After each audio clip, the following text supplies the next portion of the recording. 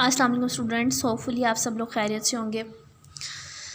Biology का हमारा second chapter चल रहा है और उसके हम लॉन्ग क्वेश्चन करने वाले हैं और आज हमारा लास्ट क्वेश्चन जो है वो करना है हमने, लॉन्ग क्वेश्चन जो है, और लेक्चर नंबर हमारा 9 चल रहा है। तो जो क्वेश्चन नंबर लास्ट और वैसे 4 है हमारा, उसको हम आज देखेंगे। 3 क्वेश्चन होपफुली आप लोगों ने नोट कर लिए होंगे और आप लोगों ने प्रिपेयर भी कर लिए होंगे अच्छी तरह से। अब वो क्वेश्चन नंबर 4 और लास्ट जो क्वेश्चन है इस चैप्टर का लॉन्ग, वो हम करेंगे। ये क्वेश्चन बहुत इजी है क्योंकि आप लोगों ने ये शॉर्ट में भी किया हुआ है, तो हम थोड़ा सा इसको बस इसमें डायग्राम्स ऐड किए हैं और कुछ भी नहीं किया, तो आप लोगों के लिए आसानी भी हो जाएगी और आप लोग अच्छी तरह से इसे प्रिपेयर भी कर लीजिएगा। तो क्वेश्चन क्या है हमारा, right a note on the runners, stem tubers and bulbs, also draw diagram.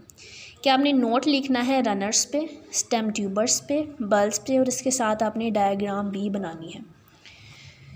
तो बेटा इसके साथ डायग्राम कंपलसरी है और इसको आप लेबल भी करेंगे जहाँ ज़रूरत है। चलिए इसका आंसर देखते हैं। रनर्स क्या होते हैं बेटा, वही बात हमने पहले भी किया हुआ है। रनर कि ऐसे प्लांट्स जो होते हैं जिनकी स्टेम्स होती हैं ज़मीन के साथ साथ ग्रो करती हैं और उसके बाद नए प्लांट में वो कन्वर्ट होना स्टार्ट होती है, नया प्लांट वहाँ से उगना शुरू हो जाता है, उनको हम रनर्स कहते हैं।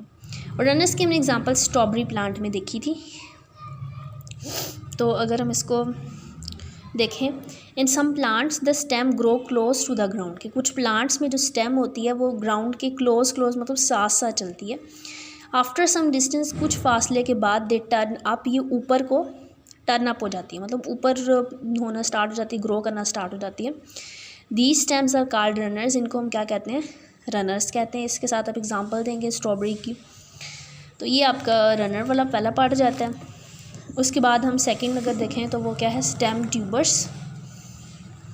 जी बेटा, स्टेम ट्यूबर के बारे में हमने पढ़ा था कि कुछ जो होती हैं अंडरग्राउंड स्टेम्स जो होती हैं जो ज़मीन के नीचे ही उगाई जाती हैं और वहीं से फ्रूट हमें मिलता है, तो उसके अंदर फूड स्टोर हुई होती है। तो अगर उनको नॉर्मल कंडीशंस प्रोवाइड कर दी जाए, मतलब अगर उनको पानी मिलता रहे, नमी आ जाती है, तो उसमें से कुछ जड़ें वगैरह सी निकलना स्टार्ट हो जाती है, नई स्टेम बनना स्टार्ट हो जाती है।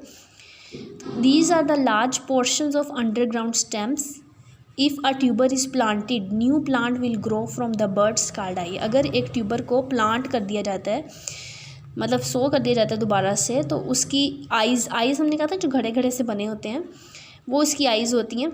तो उसमें से नई जो शूट्स होती हैं वो छोटी छोटी सी ग्रो करना स्टार्ट हो जाती हैं। जैसे ये आपको नज़र आ रही हैं कि पोटैटो को जब हम दोबारा ज़मीन में दबा देते हैं तो उसको राइट कंडीशंस मिलना स्टार्ट हो जाती हैं जो उसको चाहिए होती हैं ग्रो करने के लिए। तो जो ये इसके फिर छोटे छोटे से पार्ट्स जो होते हैं, यहाँ से नई स्टेम जो होती है वो निकलना स्टार्ट हो जाती है। और ये जो नई स्टेम्स होती हैं ये निकलती किधर से हैं, मतलब इनको फूड भी तो चाहिए होता है ना, पानी तो हम उनको आर्टिफिशियली प्रोवाइड कर देते हैं। फूड वो जो इसके अंदर कार्बोहाइड्रेट की फॉर्म में फूड स्टोर हुई होती है ना, उसको अपने लिए यूज़ कर लेता है ताकि नया पौधा बने और फिर उसके नया फ्रूट हमें मिल जाए। उसके बाद आते हैं बल्ब। बल्ब भी हमने बात की थी कि ये भी एक अंडरग्राउंड स्टेम होती है और इसके अंदर भी लीव्स प्रेजेंट होते हैं और इसको भी जब हम पानी देते हैं तो नया पौधा इसमें से बनना स्टार्ट हो जाता है। इसमें एग्जांपल हमने अनियन की ली थी, अगर आप लोगों को याद हो तो। अनियन के बारे में बात करते हैं कि जो हम कहते हैं ग्रीन अनियन होता है, एक तो हम सिंपल अनियन यूज़ करते हैं, एक ग्रीन अनियन होता है। वो किस तरह से बनता है, जब वो ग्रीन अनियन लेना होता है ना, मतलब जो होते हैं फार्मर्स वगैरह, तो वो पानी में ही, मतलब उसको मिट्टी में ही दबा देते हैं, उसको रहने देते हैं, उसको निकालते नहीं हैं। तो यहाँ तक तो जब वो प्रॉपर हमें जो प्याज मिल रहा होता है वो ग्रो कर चुका होता है, तो अब ग्रीन अनियन लेना होता है तो उसको जब मिट्टी में ही रहने देते हैं ना, तो ये जो उसके लीव्स होते हैं, जूसी लीव्स, यहाँ फूड स्टोर हुई होती है। वो फूड जो है ये वाली अंदर जो स्टेम है ये यूज़ करना स्टार्ट कर देती है और नए यहाँ से स्टेम निकलना शुरू हो जाती है। फिर वो ये इसका साइज़ छोटा होना स्टार्ट हो जाता है और जो नई स्टेम निकल रही होती हैं उनका साइज़ बड़ा हो जाता है। तो इसके बाद भी एक स्टेज आती है, उसको हम काट के मतलब ग्रीन अनियन के लिए यूज़ कर लेते हैं। उसके बाद फर्दर ये स्टेज आती है कि अगर हमने इसका सीड लेना हो तो सीड लेने के लिए इसको फर्दर फिर मिट्टी में रहने दे दिया जाता है।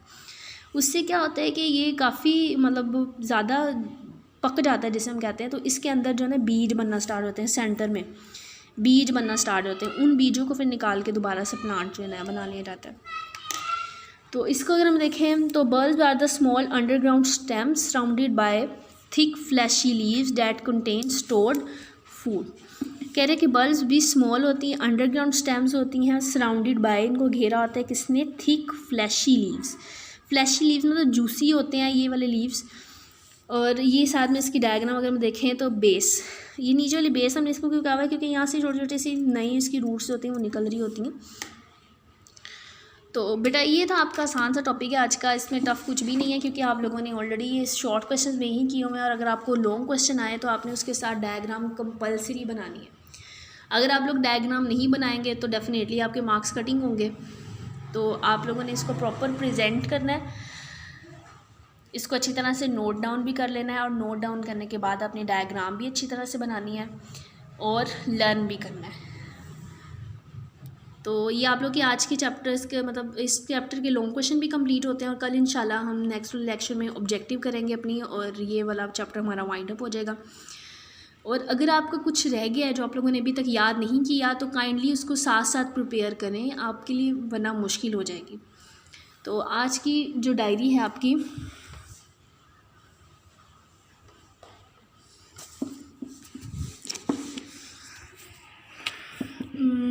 डायरी में आपने यही नोट करना है, learn long question number 4, right on notebook and learn. Question number 4 आप लोगों ने नोट करना है नोटबुक पे और उसको लर्न भी करना है।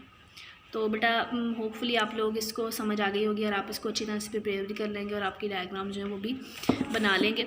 तो मैं एक बार डायग्राम को फिर आपको शो कर देती हूँ। ये पोटैटो ट्यूबर की है, ये बल्ब की डायग्राम, ये स्ट्रॉबेरी। तो ये स्ट्रॉबेरी की तो आपकी बुक में अवेलेबल है, पोटैटो की भी आपकी बुक में अवेलेबल है। अगर आप वो बनाना चाहें तो बना सकते हैं, नो इशू। और जो अनियन की है ना वो आपकी बुक में लेबलिंग के साथ अवेलेबल नहीं है, तो आप लोग ट्राई कीजिएगा कि अनियन की यही बनाएं आप, क्योंकि जो आपकी बुक में बनी हुई है ना अनियन की, वो बस उन्होंने पूरा अनियन बनाया हुआ है। तो आप इसको ओपन करके ज़रा डायग्राम बनाएंगे तो वो ज़्यादा सही रह जाएगी। तो बेटा ये था आज का आपका लेक्चर, होपफुली आप लोगों को समझ में आ गया होगा। ओके, अल्लाह हाफ़िज़।